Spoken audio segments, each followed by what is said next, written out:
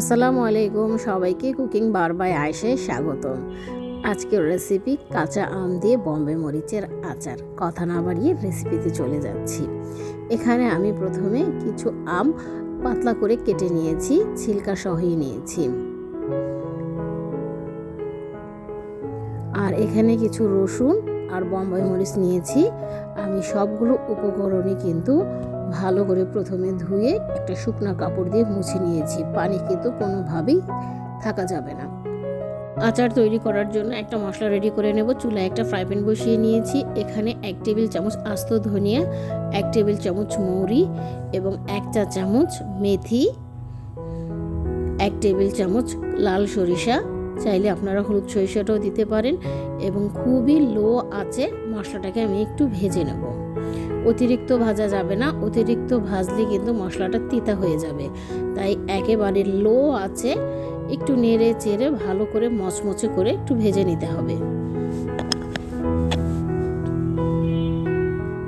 সরিষাটা যখন আস্তে আস্তে ফোটা শুরু করবে তখনই মশলাটা ভাজা হয়ে যাবে, আর ঠিক তখনই নামিয়ে ফেলতে হবে। গরম কড়াইতে যদি কিছুক্ষণ রেখে দেওয়া হয় মশলাটা কিন্তু এমনিতেই মচমচে হয়ে যাবে। মশলাটা আমার ভাজা হয়ে গেছে। আমি এই কড়াইয়ের মধ্যে কিছুক্ষণ রেখে মচমচে করে নেব এবং গুঁড়া করে নেব। এখন একটা কড়াই বসিয়ে নিয়েছি। এখানে পর্যাপ্ত পরিমাণে সরিষার তেল দিয়ে দিলাম। 1 চা চামচ কালো জিরা, আস্ত কালো জিরাটা দিয়েছি, এবং 1 চা চামচ রাঁধুনি ধনিয়া দিয়ে একটু নেড়ে চেড়ে নেব। যখনই দেখবেন মশলা থেকে একটু ঘ্রাণ বের হয়ে এসেছে ঠিক তখনই আমি যে রসুনগুলো ছিলে রেখেছিলাম সেই রসুন এবং বম্বে মরিচগুলো একসাথে দিয়ে দিব। আর যে আমগুলো পাতলা করে কেটে রেখেছিলাম সেই সবগুলো আমি একসাথে দিয়ে দেব। দিয়ে একটু নেড়ে চেড়ে ভালো করে মিশিয়ে নেব। অবশ্যই চুলার আঁচটা লোতে থাকবে। লোতে করেই আমাদের এই আচারটা তৈরি করে নিতে হবে।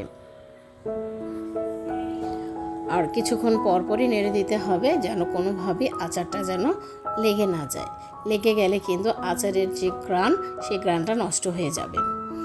এখন আমি 1 চা চামচ হলুদের গুঁড়া, 1 চা চামচ মরিচের গুঁড়া, এটা অপশনাল, চাইলে আপনারা আরও কম দিতে পারেন বা নাও দিতে পারেন, আর 1 চা চামচ ধনিয়া গুঁড়া, 1/2 চা চামচ জিরা গুঁড়া, স্বাদ মতো লবণ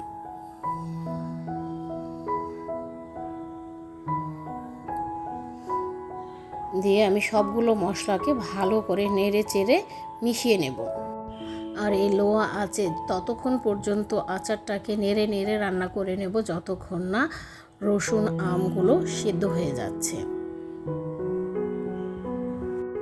কাঁচা আমটা বেশিক্ষণ লাগে না সিদ্ধ হতে, কিন্তু রসুনটা অনেকটাই সময় লাগে সিদ্ধ হওয়ার জন্য।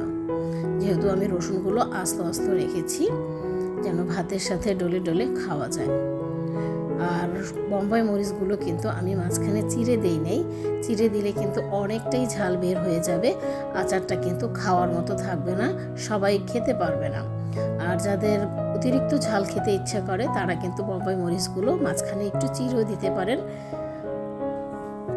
দেখতেই পাচ্ছেন আমটা কিন্তু গলে গিয়েছে, তাই এখন আমি একটু চেক করে নিচ্ছি মরিচ আর রসুনগুলো কি গলেছে কিনা। আমি খুরচুরের সাহায্যে দেখতেছি,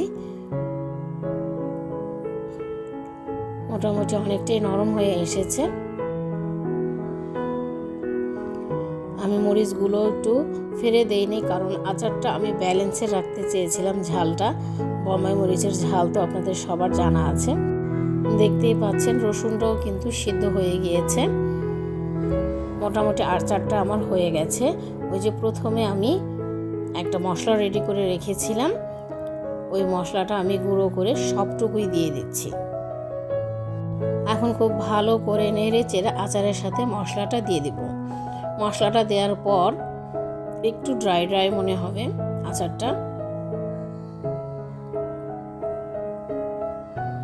আচারটাকে আমাদের একটু পাতলা তো করে নিতে হবে, তাই আমি সরিষার তেল আরও অ্যাড করে নিচ্ছি।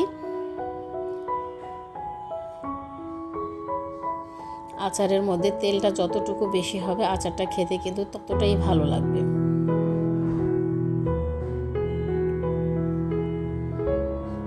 আচারটা আমার হয়ে গেছে। একটু ক্লোজ থেকে দেখাচ্ছি, দেখেন আচারটা কিন্তু আমার হয়ে গেছে। আমগুলো একেবারেই গলে গিয়েছে এবং রসুনগুলো সিদ্ধ হয়ে গিয়েছে, রসুন মরিচগুলো। এখন আমি চুলার আঁচটা অফ করে দিয়েছি। আচারটাকে ঠান্ডা হওয়ার জন্য কিছুক্ষণের জন্য রেখে দেব। আচারটা ঠান্ডা করে আমি 2 বয়মে ভরে নিয়েছি। এতটুকুই হয়েছে আমার। আচারটা বয়মে ভরার সময় সেই আগের কথা মনে পড়ে গেছে, যে কড়াইতে আচার বানিয়েছি সেই কড়াইতে বসে থাকতাম। মা যখন আচার বানাবে তখন সেই কড়াইতে ভাত মেখে খাবো। সেই কথাটাই মনে করে আজ আমিও কড়াইতে ভাত নিয়ে বসে গিয়েছি। যেহেতু বোম্বাই মরিচের আচার, আমি লোভ একেবারেই সামলাতে পারছিলাম না। একটা বোম্বাই মরিচও আমি ভালো করে ডলে নিচ্ছি। দেখতেই পাচ্ছেন মরিচটা কতটা সফট হয়ে গিয়েছে।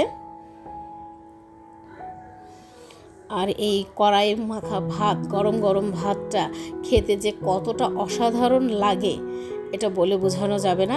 ঠিক ছোট্টবেলায় এভাবে বসে থাকতাম আমরা, যখন মা আচার বানাবে আর কড়াই মাখা ভাত খাবো। ওই কথা মনে করি আজ আমিও কড়াই নিয়ে বসে গেছি। আলহামদুলিল্লাহ, রিজিকের মালিক আল্লাহ, অসাধারণ লাগলো এই কড়াই মাখা ভাত খেতে। আশা করি আমার রেসিপিটা আপনাদের কাছেও ভালো লেগেছে। ভালো লেগে থাকলে অবশ্যই লাইক, কমেন্ট ও শেয়ার করে দেবেন। আজ এই পর্যন্ত, আল্লাহ হাফিজ।